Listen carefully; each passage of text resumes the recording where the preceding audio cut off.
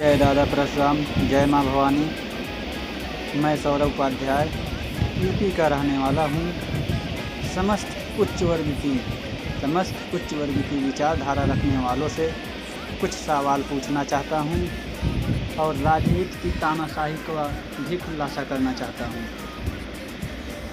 कि कैसे एक एक करके वर्ग विशेष को कमज़ोर किया जा सकता है। सबसे पहला प्रश्न मेरा अपने ही समाज से है, हम पूर्ण रूप से आज़ाद कब होंगे? और दूसरा प्रश्न है, हम अपना संगठन कब बनाएंगे? और आखिरी प्रश्न है, हम अपने अस्तित्व की लड़ाई कब लड़ेंगे? बस इन्हीं प्रश्नों का जवाब चाहिए और हम कब अपने अस्तित्व को पहचानेंगे और अपने अस्तित्व की लड़ाई के लिए कब लड़ना स्टार्ट करेंगे। इन्हीं प्रश्नों का जवाब हमें अपने समाज से चाहिए। भाजपा के शासनकाल में जितने ब्राह्मण समाज की हत्या करवाई गई वह अब तक के इतिहास में किसी के शासनकाल में नहीं हुआ है।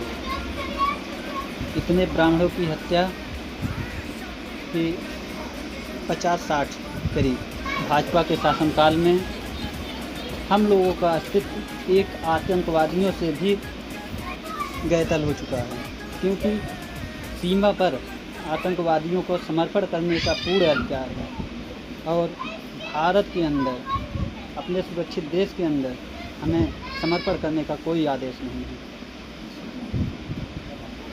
अगर हम समर्पण भी कर देते हैं तो भी हमें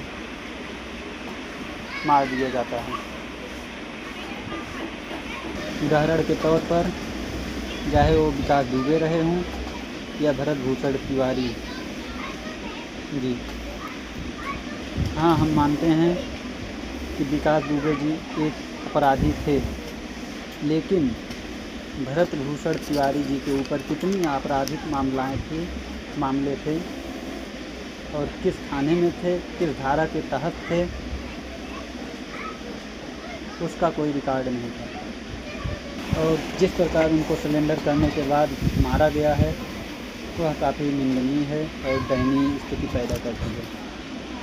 इस प्रकार समस्त वीर ब्राह्मणों को जो शहीद हुए या हत्या कराई गई, उन सभी को भावपूर्वक श्रद्धांजलि और उनके वंशजों को इस तानाशाही